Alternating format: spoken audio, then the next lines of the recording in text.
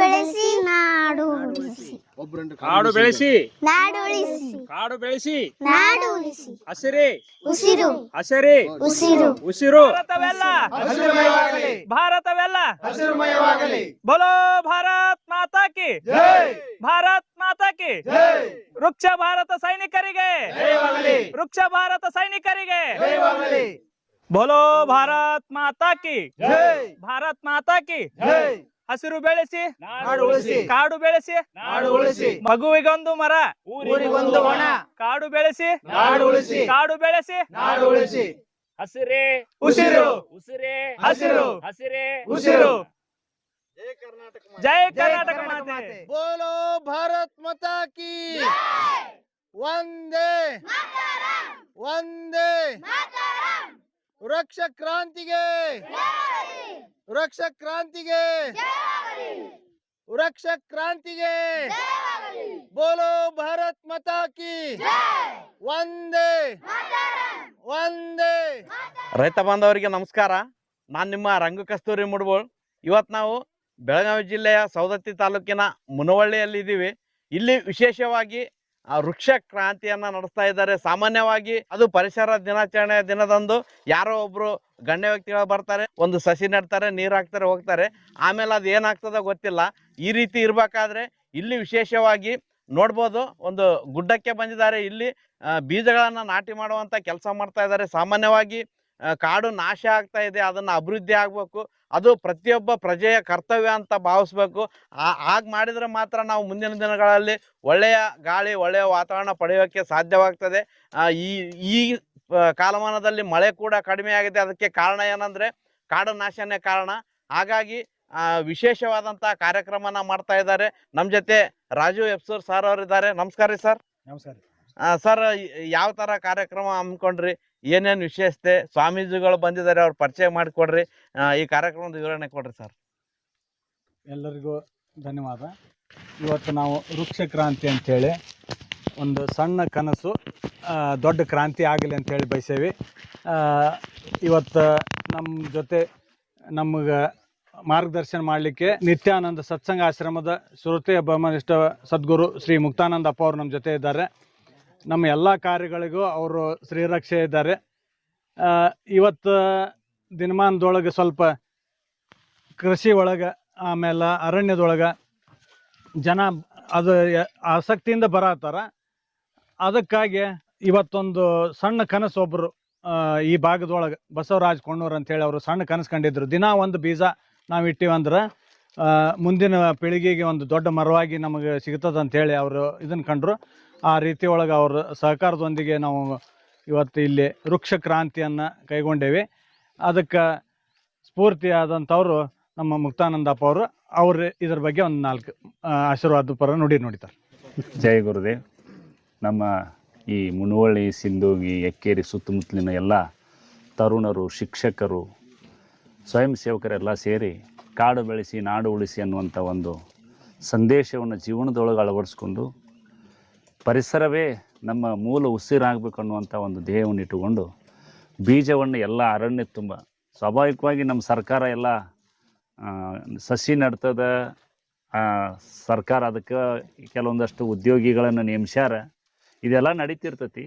ಆದರೆ ಬರೀ ಸರ್ಕಾರದಿಂದ ಅಂದ್ರೆ ಸರ್ಕಾರ ಕೆಲಸ ದೇವರ ಕೆಲಸ ಅಂತ ನಿಧಾನ ಆಗೋದು ಬೇಡ ಅಂಥೇಳಿ ನಮ್ಮ ತರುಣ ತಂಡ ಎಲ್ಲ ಇಲ್ಲಿ ಪ್ರತಿ ಗುಡ್ಡದೊಳಗೆ ಮಳೆ ಆದಾಗ ಅದು ಹುಟ್ಟಲಿ ಅಂಥೇಳಿ ಬೀಜವನ್ನು ಹಾಕಿ ಆ ಅರಣ್ಯದ ತುಂಬ ಗಿಡ ಬೆಳೀಲಿ ಅನ್ನುವಂಥ ಒಂದು ಉದ್ದೇಶ ಇಟ್ಟುಕೊಂಡು ಬಹಳ ಒಂದು ಶ್ಲಾಘನೀಯ ಮತ್ತು ಅವಶ್ಯಕತೆ ಇದ್ದಂಥ ಕಾರ್ಯವನ್ನು ಮಾಡ್ತಾ ಇದ್ದಾರೆ.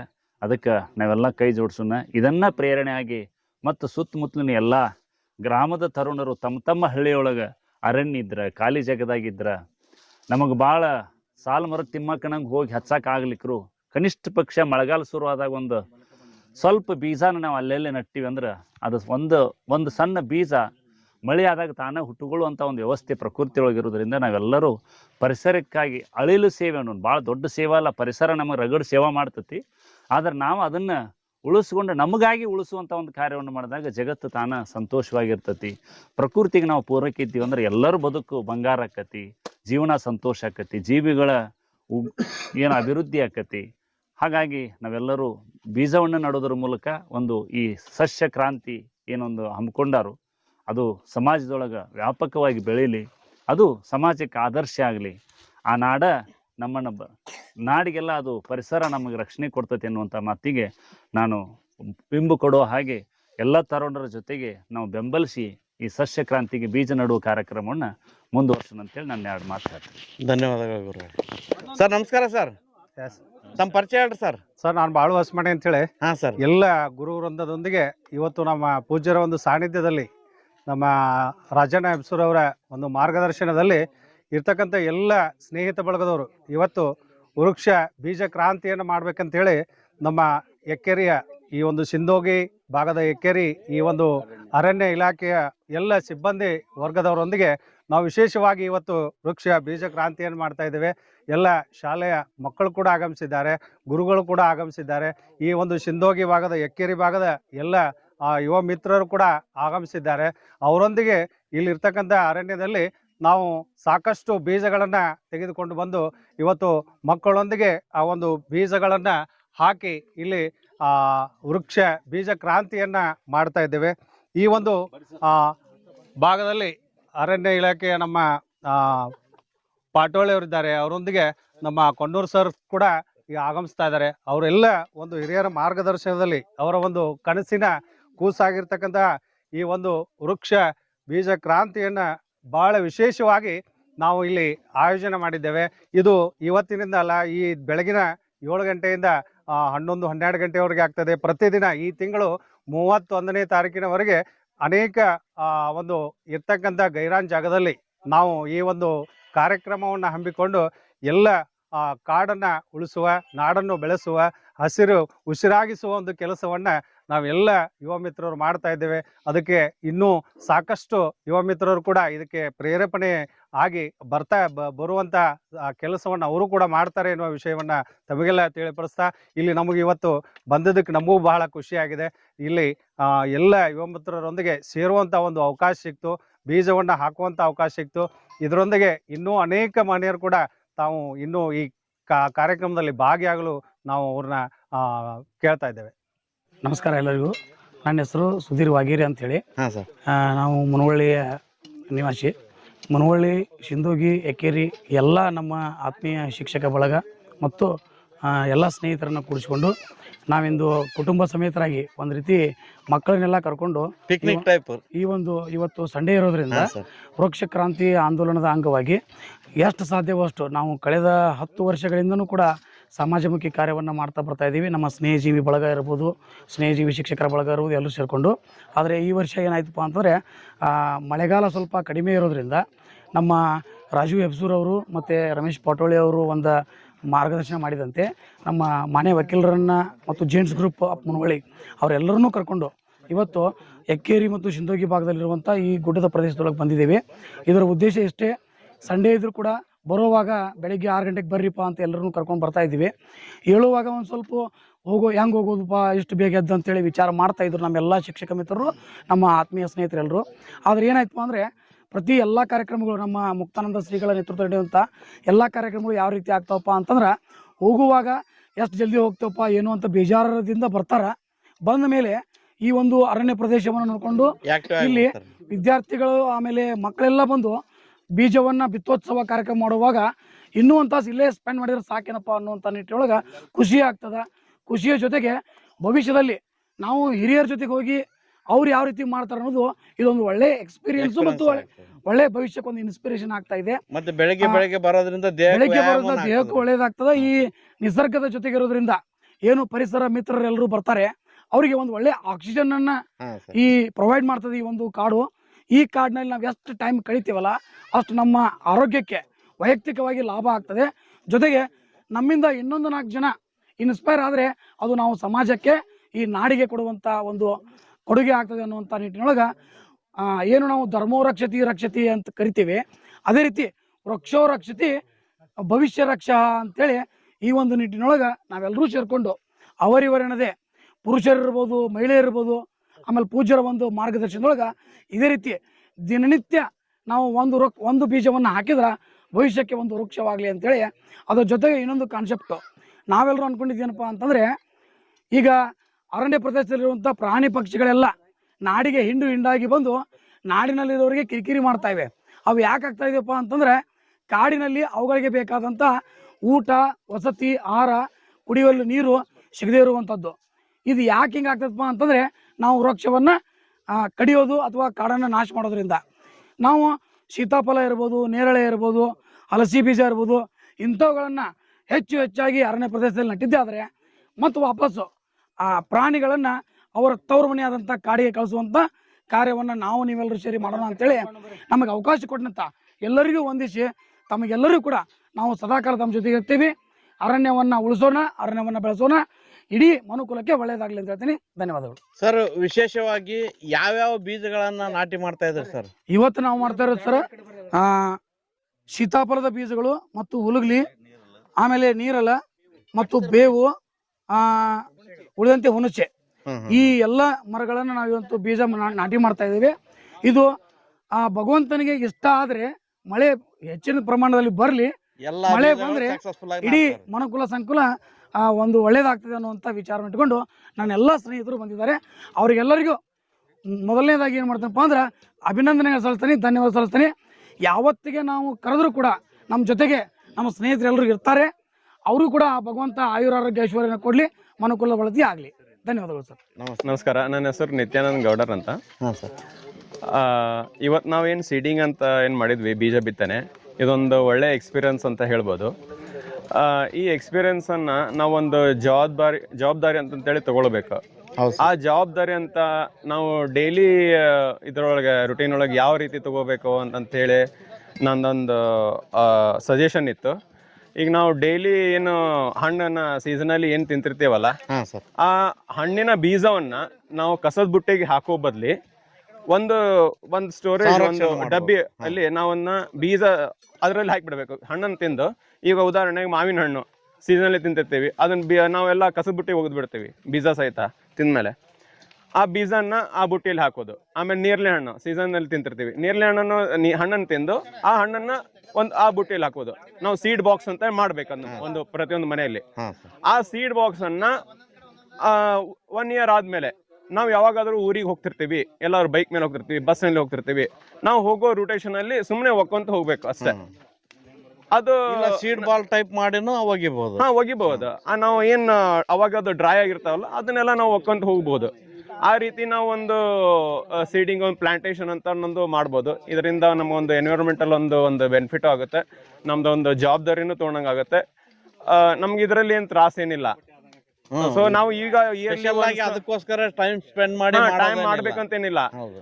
ಇದೆಲ್ಲ ನಮ್ಗೆ ಆಮೇಲೆ ಇಯರ್ಲಿ ಒಂದ್ಸತಿ ನಾವು ಹಿಂಗ್ ಹಾಕೋದು ಒಂದು ಪ್ರೋಗ್ರಾಮಿಂಗ್ ಒಂದು ಏನು ಬರಲ್ಲ. ಇದು ನಮ್ದು ಡೇ ಟು ಡೇ ಲೈಫ್ ಅಲ್ಲಿ ಅಳವಡಿಸ್ಕೊಳ್ಬೇಕು. ಹಾಬಿ ತರ ಮಾಡೋದು. ಇದೊಂದು ಹಾಬಿ ತರ, ಇದೊಂದು ಅದೇ ಜವಾಬ್ದಾರಿ ಅಂತ ಹೇಳಿದ್ನಲ್ಲ, ಇದೊಂದು normal easy way of planting ಅಂತ ಹೇಳ್ಬೋದು. ಈ ತರ ಮಾಡೋದ್ರಿಂದ ಆಟೋಮೆಟಿಕ್ ಆಗಿ ನಮ್ಗೆ ಗೊತ್ತಿಲ್ದೇನೆ ನಾವು ಎಷ್ಟೋ ಸಹಾಯ ಮಾಡ್ತೀವಿ ಅಷ್ಟೇ. ಅದೊಂದು ಜವಾಬ್ದಾರಿ ಅಂತ ತಿಳ್ಕೊಬಹುದು ಇಷ್ಟೇ ನೀವು. Okay sir, thank you. ನಮಸ್ಕಾರ. ಫ್ಯಾಮಿಲಿ ಸಮೇತ ಬಂದಿರಿ ಸರ್? ಹೌದು, ಈ ನಮ್ಮ ಮಿಸಸ್ ವೈಫ್ ಮತ್ತೆ ನನ್ನ ಮಗಳು. ಓಕೆ ಸರಿ. ನಾವು ಗಂಗಪ್ಪ ಅಲ್ಮಣ್ಣವ್ರು ಅಂತೇಳಿ ಜಿ.ವಿ. ನಾಯಕ್ ಕಾಲೇಜಿನ ಪ್ರಾಚಾರ್ಯರು. ಹಾಗೆ ನಾವೆಲ್ಲರೂ ಇವತ್ತು ಬೀಜ ಬಿತ್ತೋತ್ಸವ ಕಾರ್ಯಕ್ರಮಕ್ಕೆ ಆಗಮಿಸಿದ್ದೇವೆ. ಮುಂಜಾನೆ 7 ಗಂಟೆಗೆ ಬಂದು ನಮ್ಮ ಎಲ್ಲ ನಮ್ಮ ಕಾಲೇಜಿನ ಉಪನ್ಯಾಸಕರಿಂದ ಜೊತೆಗೆ ರಾಷ್ಟ್ರೋತ್ಥಾನದ ಸವದತ್ತಿ ಬಳಗದವರು ಕೂಡಿದ್ದೇವೆ ಇಲ್ಲಿ. ಅದ್ರ ಜೊತೆಗೆ ನಮ್ಮ BRC ಹೆಡ್ ಆದಂಥ ಸುಧೀರ್ ಸರ್ ಅವರು, ಹಾಗೆ ರಾಜಣ್ಣ ಹೆಬ್ಸೂರ್ ಅವರು, ಮುಕ್ತಾನಂದ ಅಪ್ಪರ ಸಹಯೋಗದಲ್ಲಿ ನಾವೆಲ್ಲರೂ ಇವತ್ತು ಈ ಉತ್ಸವದಲ್ಲಿ ಒಂದರ ಹಬ್ಬ ಇದ್ದಂಗಿದೆ. ಈ ಹಬ್ಬದ ಜೊತೆ ನಾವೆಲ್ಲರೂ ಭಾಗವಹಿಸಿದ್ದೇವೆ.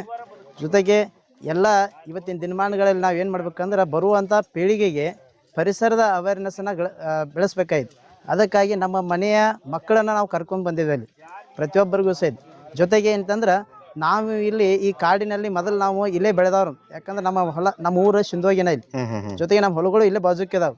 ನಾವೆಲ್ಲರೂ ಸಹಿತ ಮೊದಲ ನಾವು ಬಾಲ್ಯದಲ್ಲಿ ಕಳೆದಂಥ ಅನುಭವ ಈಗ ನಮ್ಮ ಫೀಲಿಂಗ್ ಆಯ್ತು. ಇಲ್ಲಿ ಅಡ್ಡಾಡಿದ್ವಲ್ಲ, ನಾವು ಇಲ್ಲಿ ಅಡ್ಡಾಡಿದ್ವು ಅಂತೆಲ್ಲ, ಅದನ್ನು ನಮ್ಮ ಮಕ್ಕಳ ಜೊತೆ ನಾವು ಈಗ ಶೇರ್ ಮಾಡ್ಕೊತ ಇದ್ದಾಗ ಸೊ ಒಂಥರ ಖುಷಿ ಆಗತ್ತೈತೆ ನಮ್ಗೆ. ಸೊ ಹೀಗಾಗಿ ನಾವು ಇವತ್ತಿನ ಬೀಜ ಬಿತ್ತಿದ್ವಿ ಅಂದ್ರೆ ಇವಾಗ ಮಳೆ ಆತಂದ್ರೆ ನಮ್ಗೆ ಏನಂತಂದ್ರೆ ನಾವು ಫಲ ನಮ್ಗೆ ಸಿಗ್ತೈತೆ ಅಂತ ಅನುಭವ ನಮ್ಗೆ ಸಿಗ್ತದೆ. ಅದಕ್ಕಾಗಿ ಇವತ್ತಿನ ನಮ್ಮ ಎಲ್ಲ ಉಪನ್ಯಾಸಕರಿಂದ, ಶಿಕ್ಷಕರಿಂದ, ಜೊತೆಗೆ ಅಂತಂದ್ರೆ ನಮ್ಮ ರೇಣುಕಾ ಶುಗರ್ ಫ್ಯಾಕ್ಟ್ರಿದಿಂದ ಬಸವರಾಜ ಕರಿಕಟ್ಟಿಯ ಸೈಗತ್ತೂರಿಗೆ ಅವರ ವರ್ಕರ್ಸು ಸಹಿತ ನಮ್ಮ ಇಲ್ಲಿ ಪಾಲ್ಗೊಂಡಿದ್ದಾರೆ. ಅವರೆಲ್ಲರೂ ಸಹಿತ ನಮ್ಮ ಜೊತೆಗೆ ಬಂದಿದ್ದಕ್ಕೆ ಅವ್ರಿಗೆಲ್ಲರಿಗೂ ನಾವು ಧನ್ಯವಾದಗಳನ್ನು ಅರ್ಪಿಸ್ತೇನೆ. ಬರುವಂಥ ಇವತ್ತಿನ ತಿಂಗಳ ಎಂಡುವರೆಗೂ ಸಹಿತ ಹೆಚ್ಚಿನ ಸಂಖ್ಯೆಯಲ್ಲಿ ನಮ್ಮ ಕಾಲೇಜಿನ ವಿದ್ಯಾರ್ಥಿಗಳನ್ನು ಕರ್ಕೊಂಡ್ಬಂದು ಈ ಕಾರ್ಯಕ್ರಮದಲ್ಲಿ ಭಾಗವಹಿಸೋಣಂತ ಅವರಿಗೂ ಸಹಿತ ಪರಿಸರದ ಅವೇರ್ನೆಸ್ಸು ಮತ್ತು ಗಿಡದ ಮಹತ್ವ ಬೀಜ ಬಿತ್ತು ಮೂಲಕ ಅವರಿಗೆ ತಿಳಿಸೋದಕ್ಕೆ ನಾವು ಪ್ರಯತ್ನ ಮಾಡ್ತಾ ಇದ್ದೀವಿ. ಧನ್ಯವಾದಗಳು. ಎಲ್ಲರಿಗೂ ನಮಸ್ಕಾರಗಳು. ನನ್ನ ಹೆಸರು ಅಂಜಲಿ ಬಣ್ಣೂರ್. ನಾನು ಶ್ರೀ ಕಲ್ಮೇಶ್ವರ ಕನ್ನಡ ಹಿರಿಯ ಮತ್ತು ಪ್ರಾಥಮಿಕ ಶಾಲೆ ಕನ್ನಡ ಶಿಂದೋಗಿ ಈ 10ನೇ ತರಗತಿಯಲ್ಲಿ ಓದುತ್ತಿದ್ದೇನೆ. ನಮ್ಮ ಶಾಲೆಯ ಅಧ್ಯಕ್ಷರಾದ FY ಮುಷನ್ ಅವ್ರ ಗುರುಗಳು ನಮ್ಮನ್ನು ನಮ್ಮ ಊರಿನಲ್ಲಿರುವ ಕಾಡಿಗೆ ಕರೆದುಕೊಂಡು ಬಂದಿದ್ದಾರೆ. ಇಲ್ಲಿನ ವಾತಾವರಣ ತುಂಬಾ ಚೆನ್ನಾಗಿದೆ. ನಾವು ಬೆಳಗ್ಗೆ ಎದ್ದು ಶಾಲೆಗೆ ಹೋಗಿ ಮತ್ತು ಮನೆಗೆ ಹೋಗುವ ಇದೇ ರೂಟೀನ್ ನಡೆಯುತ್ತಿತ್ತು. ಆದರೆ ನಮ್ಮ ಶಾಲೆಯ ಶಿಕ್ಷಕರು ಪರಿಸರದ ಅರಿವು ಮೂಡಿಸಲು ನಮ್ಮನ್ನು ಒಂದು ಕಾಡಿಗೆ ಕರ್ಕೊಂಡು ಬಂದಿದ್ದಾರೆ. ಈ ಕಾಡಿನ ಅನುಭವ ತುಂಬಾ ಚೆನ್ನಾಗಿದೆ. ನಾವು ಈಗ ಬೀಜವನ್ನು ಹಚ್ಚುತ್ತಿದ್ದೇವೆ. ಇದನ್ನ ಹಚ್ಚೋದ್ರಿಂದ ನಮಗೆ ಹೆಚ್ಚಾಗಿ ಆಕ್ಸಿಜನ್ ದೊರೆಯುತ್ತದೆ. ನಮ್ಮ ಕಾಡುಗಳನ್ನು ಉಳಿಸಿದರೆ ನಮಗೆ ಹೆಚ್ಚಾಗಿ ಮಳೆ ಆಗಿ ನಮ್ಮ ಪರಿಸರ ಸಮೃದ್ಧಿಯು ಹೆಚ್ಚುತ್ತದೆ ಎಂದು ಹೇಳಿ ಮುಗಿಸುತ್ತೇನೆ. Thank you. ಒಟ್ಟು ಖುಷಿ ಆಯ್ತ್ರಿ ನಿಮ್ ಕಾಡಿಗೆ ಬಂದದ್ದು? ಖುಷಿ ಆಯ್ತು. ನನ್ನ ಹೆಸರು ಫಾತಿಮಾ ಜೋಳಿ ಅಂತ ಹೇಳ್ಬಿಟ್ಟು ನಾವು ಶಿಂದೋಗಿ ಕಲ್ಮೇಶ್ವರ ಸ್ಕೂಲಲ್ಲಿ ಮ್ಯಾಥ್ಸ್ ಟೀಚರ್ ಆಗಿ ವರ್ಕ್ ಮಾಡ್ತೇವೆ. ಇವತ್ತಿನ ಸ್ಪೆಷಲ್ ಡೇ ಏನಪ್ಪಾ ಅಂತಂದ್ರೆ ನಮ್ಮ ಶಾಲೆಯಿಂದ ನಮ್ಮ ಮಕ್ಕಳನ್ನ ರಜೆ ನಿಮಿತ್ತವಾಗಿ ಇವತ್ತು ಮಕ್ಕಳನ್ನೆಲ್ಲ ಅರಣ್ಯಕ್ಕೆ ಅಂದ್ರೆ ನಮ್ಮ ಶಿಂದೋಗಿಯಲ್ಲಿ ಬರುವಂತಹ ಗುಡ್ಡಗಾಡುಗಳಿಗೆ ಕರ್ಕೊಂಡ್ ಬಂದ್ಬಿಟ್ಟು ಬೀಜಗಳ ಬಿತ್ತನೆಯನ್ನ ಇಲ್ಲಿ ನಾವು ಮಾಡಿದ್ವಿ. ಇದರಿಂದ ನಮ್ಮ ಮಕ್ಕಳಿಗೂ ಒಂಥರ ಖುಷಿ ಆಗುತ್ತೆ, ಅದೇ ತರನಾಗಿ ನಮಗೂ ಖುಷಿ ಆಗುತ್ತೆ, ಹಾಗೂ ಪರಿಸರ ಸೇವೆನೂ ಕೂಡ ಮಾಡ್ದಂಗಾಗುತ್ತೆ. ನಾವು ಸಮಾಜದಲ್ಲಿ ಕೇಳ್ಕೊಳ್ಳೋದೇನಂತಂದ್ರೆ ಈ ರೀತಿಯಾಗಿ ಪ್ರತಿ ಹಳ್ಳಿ, ಪ್ರತಿ ತಾಲೂಕು, ಪ್ರತಿ ಜಿಲ್ಲೆ ಹಾಗೂ ಪ್ರತಿ ರಾಜ್ಯದಲ್ಲಿ ಈ ರೀತಿ ಆದ್ರೆ ನಮ್ಮ ದೇಶ ಅರಣ್ಯದಲ್ಲಿ ಮುಂದೆ ಬರುತ್ತೆ. ಈಗ ಪ್ರೆಸೆಂಟ್ ನಮ್ಮ ದೇಶದಲ್ಲಿ 33% ಅರಣ್ಯ ಅಷ್ಟೇ ಇದೆ. ಈ ರೀತಿಯಾಗಿ ನಾವು ಮಾಡೋದ್ರಿಂದ ಪ್ರತಿ ಹಳ್ಳಿ, ಪ್ರತಿ ಜಿಲ್ಲೆ, ಪ್ರತಿ ತಾಲೂಕದಲ್ಲಿ ಮಾಡೋದ್ರಿಂದ ನಮ್ಮ ದೇಶ ಅರಣ್ಯದಲ್ಲಿ ಇನ್ನೂ ಹೆಚ್ಚಿನ ಪರ್ಸೆಂಟೇಜ್ ಒಳಗೆ ಬರ್ಬೋದು ಅಂತ ಹೇಳಿ ಎಲ್ಲರಲ್ಲಿ ಕೇಳಿಕೊಳ್ಳುತ್ತೇವೆ. ನಿಮ್ ಹುಡುಗರೆಲ್ಲ ಇಲ್ಲಿ ಬಂದ್ಮೇಲೆ ಖುಷಿ ಆಗಿದಾರ ಮೇಡಮ್? ಫುಲ್ ಖುಷಿಯಾಗಿದ್ದಾರೆ ಸರ್. ನಮ್ಮ ಮಕ್ಕಳಿಗೆ ಒಂಥರ ಉತ್ಸಾಹ ಬಂದಿದೆ. ಅದೇ ರೀತಿ ಯಾಕಂದ್ರೆ ಡೈಲಿ ರೂಟೀನ್ ಏನಾಗುತ್ತೆ, ಸ್ಕೂಲು ಬಿಟ್ರೆ ಮನೆ ಬಿಟ್ರೆ ಪುಸ್ತಕ, ಇದೇ ಬಿಟ್ರೆ ಮೊಬೈಲು, ಇದನ್ನೇ ಯೂಸ್ ಮಾಡ್ತಾರೆ. ಅದ್ರ ಬದಲಾಗಿ ನಾವು ಶಾಲೆ ರಜೆ ಕೊಟ್ಟಾಗ ನಮ್ಮ ಮಕ್ಕಳನ್ನ ಈ ರೀತಿ ಕರ್ಕೊಂಡ್ ಬಂದ ಬೀಜಗಳ ಬಗ್ಗೆ ಸ್ವಲ್ಪ ವಿವರಣೆ ಕೊಟ್ಟು ಬಿತ್ತನೆಯನ್ನ ಮಾಡಿದ್ವಿ ಅಂತಂದ್ರೆ ಒಂದು ಸಮಾಜ ಸೇವೆನೂ ಆಗುತ್ತೆ. ಅದೇ ರೀತಿ ನಮ್ಮ ಮಕ್ಕಳು ಎನರ್ಜೆಟಿಕ್ ಆಗಿ ಒಂದು ಖುಷಿಯಾಗಿ ಉತ್ಸಾಹದಿಂದ ಮುಂದೆ ಬರ್ತಾರೆ ಅಂತ ಹೇಳಿ ಕೇಳ್ಕೊಳ್ತೇವೆ. ಜೊತೆಗೆ ಕಾಡಿನಲ್ಲಿ ಇರುವಂತ ಹಲವಾರು ಗಿಡಗಳ ಬಗ್ಗೆ ಮಾಹಿತಿನೂ ಪಡಿತಾರೆ. ಒಳ್ಳೆ ವಾತಾವರಣ, ಒಳ್ಳೆ ಗಾಳಿನ ತಗೊಂಡು ಆರೋಗ್ಯ ಅಭಿವೃದ್ಧಿನೂ ಆಗ್ತದೆ ಹುಡುಗರಿಗೆ. ಅಭಿವೃದ್ಧಿ ಕೂಡ ಆಗುತ್ತೆ, ಎಲ್ಲದಕ್ಕೂ ಸಹಾಯ ಆಗುತ್ತೆ. ಈಗ ನೋಡಿ ನಮ್ಮ ದೇಶದಲ್ಲಿ ಪಕ್ಷಿಗಳು ಕಾಣ್ತಾ ಇಲ್ಲ, ಹೌದಾ? ನಾವು ಚಿತ್ರ ತೋರಿಸಿ ಇದು ಈ ಪಕ್ಷಿ ಅಂತೇಳಿ ಮಕ್ಕಳಿಗೆ ಹೇಳ್ಬೇಕಾಗಿದೆ. ಅದಕ್ಕಾಗಿ ನಾವು ಅರಣ್ಯವನ್ನ ಉಳಿಸಿದೀವಿ ಅಂತಂದ್ರೆ ಪಕ್ಷಿಗಳು ಸಹ ಆರಾಮಾಗಿರುತ್ತವೆ, ಅದೇ ರೀತಿ ಪ್ರಾಣಿಗಳು ಕೂಡ ಆರಾಮಾಗಿರುತ್ತವೆ, ನಾವು ಕೂಡ ಆರಾಮಾಗ್ತೀವಿ. ನಾವು ಹೆಂಗಿರ್ತೇವಪ್ಪ ಅಂತಂದ್ರೆ ನಮಗ ಒಳ್ಳೆ ವಾತಾವರಣದಿಂದ ಆಕ್ಸಿಜನ್, ಆಮ್ಲಜನಕ ದೊರೆಯುತ್ತದೆ. ಹೌದ್ರಿ?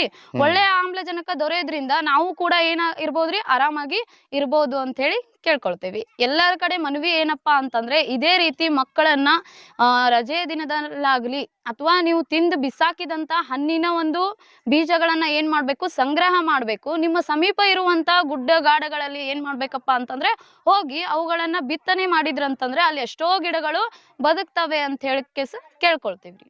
Thank you madam. Thank you very much. Thank you so much sir. ನೀವೆಲ್ಲರೂ ಈ ಒಂದು ಬೀಜ ಬಿತ್ತೋತ್ಸವ ಕಾರ್ಯಕ್ರಮಕ್ಕೆ ಬಂದಿದ್ದೀರಿ. ನಿಮ್ಗೆಲ್ಲರಿಗೂ ಸ್ವಾಗತ, ಸುಸ್ವಾಗತ. ನಾವು ಯಾಕೆ ಈ ಬೀಜ ಬಿತ್ತೋತ್ಸವ ಕಾರ್ಯಕ್ರಮ ಮಾಡ್ತಾ ಇದ್ದೇವೆ ಅಂದ್ರೆ ನಮ್ಮ ಭಾರತ ದೇಶದಲ್ಲಿ ಕನಿಷ್ಠ 33% ಅರಣ್ಯ ಆಗಬೇಕು, ಅಂದ್ರೆ ಮಳೆ ಚೆನ್ನಾಗಿ ಆಗ್ತದೆ. ಈ ವರ್ಷ 2 ತಿಂಗಳಿಂದ ಮಳೆ ಆಗಿಲ್ಲ. ಹೀಗಾಗಿ ಈಗ ನಮಗೆ ಬರಗಾಲದ ಪರಿಸ್ಥಿತಿ ಬಂದಿದೆ. ಅದಕ್ಕೋಸ್ಕರ ನಾವೆಲ್ಲರೂ ಅರಣ್ಯಗಳನ್ನ ಜಾಸ್ತಿ ಉಳಿಬೇಕು. ಅರಣ್ಯನ ಜಾಸ್ತಿ ಬೆಳೆದ್ರೆ ಏನಾಗ್ತದೆ, ಬರಗಾಲ ಬರೋದಿಲ್ಲ, ಮಳೆ ಜಾಸ್ತಿ ಆಗ್ತದೆ. ಈ ಬರಗಾಲದಿಂದ ನಾವು ತಪ್ಪಿಸ್ಕೋಬೇಕಂದ್ರೆ, ಈ ಬರಗಾಲ ಅನ್ನುವಂತಹ ಒಂದು ಮಾರಿಯಿಂದ ನಾವು ಹೊರಗೆ ಬರ್ಬೇಕಂತಂದ್ರೆ, ಬರಗಾಲ ನಿರ್ನಾಮ ಮಾಡ್ಬೇಕಂತಂದ್ರೆ ನಾವೆಲ್ಲರೂ ಗಿಡಗಳನ್ನ ಹಚ್ಚಬೇಕು. ಎಷ್ಟು ಗಿಡಗಳನ್ನ ಹಚ್ಚಬೇಕಂದ್ರೆ ಪ್ರತಿಯೊಬ್ಬ ವ್ಯಕ್ತಿಗಳು ನೂರಾರು ಸಾವಿರಾರು ಗಿಡಗಳನ್ನ ಹಚ್ಚಬೇಕು. ಆ ನಂತರ ಇವತ್ತಿನ ದಿವಸ ನೀವು ಬೀಜ ಬಿತ್ತೋತ್ಸವ ಮಾಡ್ಲಿಕ್ಕೆ ಬಂದಿದ್ರಿ. ಇಲ್ಲಿ ಕೋಟ್ಯಾಂತರ ಬೀಜಗಳನ್ನ, ಕನಿಷ್ಠ 1 ರಿಂದ 2 ಕೋಟಿ ಬೀಜಗಳನ್ನ ನೀವು ಇವತ್ತಿನ ದಿವಸ ಹಾಕ್ಲಿಕ್ಕೆ ಬಂದಿದ್ದೀರಿ. ನೀವೆಲ್ಲರೂ ಆ ಕೆಬ್ಬಣ ಕೋಲಿನಿಂದ ಬೀಜಗಳನ್ನ ಹಾಕಿ ಅವನ್ನ ಕಾಲಿನಿಂದ ಮುಚ್ಚಬೇಕು. ಈಗ ಆಗೋದ್ರಿಂದ ಈ ಕೇವಲ ನೀವು 2 ತಾಸಿಗೆ ಕೆಲಸ ಮಾಡೋದ್ರಿಂದ ಅವು ಕೋಟ್ಯಾಂತರ ಬೀಜಗಳು ತನ್ನಷ್ಟಕ್ಕೆ ತಾವೇ ಹುಟ್ಟುತ್ತವೆ. ಅವಾಗ ಅರಣ್ಯ 33% ಅರಣ್ಯ ಆಗ್ತದೆ. ಯಾವಾಗ ನಮ್ಮ ದೇಶದಲ್ಲಿ 33% ಅರಣ್ಯ ಬೆಳೀತದನೋ ಅವಾಗ ಮಳೆ ಚೆನ್ನಾಗಿ ಬರ್ತದೆ. ಮಳೆ ಚೆನ್ನಾಗಿ ಆದ್ರೆ ಬೆಳೆ ಚೆನ್ನಾಗಿ ಬರ್ತದೆ ಮತ್ತು ನಮಗೆ ಆಕ್ಸಿಜನ್ ಸಿಗ್ತದೆ. ನಮ್ಮ ವೃಕ್ಷ ಮಾತೆ ಒಂದು ನಮಗೆ ಕೊಡುವಂಥ ಒಂದು ಲಾಭ ಏನಂತಂದ್ರೆ ಅದು ನಮಗೆ ಉಸಿರನ್ನ ಕೊಡ್ತದೆ, ನೀರನ್ನ ಕೊಡ್ತದೆ, ಅನ್ನವನ್ನ ಕೊಡ್ತದೆ, ಮಳೆಯನ್ನ ಕೊಡ್ತದೆ, ಮತ್ತೆ ನಮಗೆ ನೆರಳನ್ನ ಕೊಡ್ತದೆ, ಕಟ್ಟಿಗೆಯನ್ನು ಕೊಡ್ತದೆ. ಆದ್ರೂ ಸಹಿತ ನಿಸ್ವಾರ್ಥದಿಂದ ನಮಗೆ ಈ ಜಗತ್ತಿನಲ್ಲಿ ಕಣ್ಣಿಗೆ ಕಾಣುವಂತ ದೇವತೆ ಯಾವ್ದಾರು ಇದ್ರೆ ಅದು ವೃಕ್ಷ ಮಾತೆ. ಹೀಗಾಗಿ ನಾವು ವೃಕ್ಷ ಮಾತೆಯನ್ನ ಇವತ್ತಿನ ದಿವಸ ನೀವೆಲ್ಲರೂ ಇಲ್ಲಿ ಸೇವೆ ಮಾಡ್ಲಿಕ್ಕೆ ಬಂದಿದ್ದೀರಿ. ಕೋಟ್ಯಾಂತರ ಬೀಜಗಳನ್ನ ಹಾಕೋದ್ರ ಮುಖಾಂತರ ಈ ಒಂದು ಮುನ್ನೊಳ್ಳೆಯ ಈ ಅರಣ್ಯ ಇನ್ನೂ ಅದ್ಭುತವಾದಂಥ ಅರಣ್ಯ ಆಗ್ತದೆ. ಈ ಒಂದು ವೃಕ್ಷ ಕ್ರಾಂತಿ ಕೆಲಸ ಸ್ಟಾರ್ಟ್ ಮಾಡಿ ಸುಮಾರಾಗಿ 10 ವರ್ಷದಿಂದ ಸ್ಟಾರ್ಟ್ ಆಯಿತು. ಸುಮಾರಾಗಿ 100 ರಿಂದ 120 ಕೋಟಿ ಬೀಜಗಳನ್ನ ಈ ವೃಕ್ಷ ಕ್ರಾಂತಿ ವತಿಯಿಂದ ಮಕ್ಕಳು, ಹಿರಿಯರು, ಮಾತೆಯರು ಎಲ್ಲರೂ ಹಾಕಿ ಹೋಗಿದ್ದಾರೆ. ಸೌದತ್ತಿಯಲ್ಲಿ ಆಯಿತು, ಸಿರ್ಸಂಗಿಯಲ್ಲಿ ಆಯಿತು, ಹೂಲಿಯಲ್ಲಿ ಆಯಿತು. ಅದೇ ರೀತಿ ಮಧ್ಯಪ್ರದೇಶದಲ್ಲಿ ಸಹಿತ ಈ ಕಾರ್ಯಕ್ರಮವನ್ನು ನಡೆಸಲಾಗಿದೆ. ಅದೇ ರೀತಿ ಜಮಖಂಡಿ ಮುಂತಾದ ಕಡೆಗೆ, ಧಾರವಾಡದ ಸುತ್ತಮುತ್ತಲು ಸಹಿತ ಈ ಒಂದು ಕಾರ್ಯಕ್ರಮಗಳನ್ನು ಮಾಡಿದ್ದಾರೆ. ಲಕ್ಷಾಂತರ ಮಂದಿ ಈ ಭಾಗಿಯಾಗಿದ್ದಾರೆ. ಈ ರೀತಿ ನೀವು ಪ್ರತಿ ವರ್ಷ ನೀವು ಮಾಡೋದ್ರ ಮುಖಾಂತರ ಕೇವಲ ನೀವು 1 ದಿವಸ 1-2 ತಾಸು ಕೆಲಸ ಮಾಡೋದ್ರ ಮುಖಾಂತರ ನಮ್ಮ ಭಾರತ ದೇಶ ಕಾಶ್ಮೀರದಿಂದ ಕನ್ಯಾಕುಮಾರಿವರೆಗೆ, ನಮ್ಮ ಕನಸು ಏನಂತಂದ್ರೆ ಕಾಶ್ಮೀರದಿಂದ ಕನ್ಯಾಕುಮಾರಿವರೆಗೆ ಎಲ್ಲ ಊರಲ್ಲಿ ತಮ್ಮ ಊರಲ್ಲಿ ತಾವು ಬೀಜ ಬಿತ್ತೋತ್ಸವವನ್ನು ಮಾಡಬೇಕು, ಸಸಿಗಳನ್ನು ತಯಾರು ಮಾಡಿ ದಾನ ಮಾಡಬೇಕು, ಸಸಿ ದಾಸೋಹನಗಳನ್ನು ಮಾಡಬೇಕು ಮತ್ತು ಗುಡ್ಡಗಾಡದಲ್ಲಿ ಟ್ರೆಂಚ್ಗಳನ್ನು ನಿರ್ಮಾಣ ಮಾಡಿ ಅಂತರ್ಜಲ ಜಾಸ್ತಿ ಆಗುವ ಹಾಗೆ ಮಳೆ ಬಿದ್ದಂಥ ನೀರು ಅಂತರ್ಜಲ ಆಗಿ ಪರಿವರ್ತನೆ ಆಗಲಿಕ್ಕೆ ಕಾರಣ ಆಗ್ತದೆ. ಈ ಒಂದು 3 ಆಕ್ಟಿವಿಟೀಸ್ಗಳನ್ನ ನಮ್ಮ ವೃಕ್ಷ ಕ್ರಾಂತಿ ವತಿಯಿಂದ ಎಲ್ಲರೂ ಮಾಡ್ತಾ ಇದ್ದೀರಿ. ಅದಕ್ಕೆ ಮತ್ತೊಮ್ಮೆ ನಿಮಗೆ ನಮ್ಮ ವೃಕ್ಷ ಕ್ರಾಂತಿ ವತಿಯಿಂದ ತುಂಬ ಹೃದಯದ ಧನ್ಯವಾದಗಳನ್ನು ಅರ್ಪಿಸ್ತೇನೆ. ಬೋಲೋ ಭಾರತ್ ಮಾತಾ ಕಿ, ಭಾರತ್ ಮಾತಾ ಕಿ, ವಂದೇ ವಂದೇ. ವೃಕ್ಷ ಕ್ರಾಂತಿಗೆ, ವೃಕ್ಷ ಕ್ರಾಂತಿಗೆ. ಭಾರತ ದೇಶ ವೃಕ್ಷಮಯವಾಗಲಿ, ಭಾರತ ದೇಶ, ಭಾರತ ದೇಶ. ಧನ್ಯವಾದಗಳು.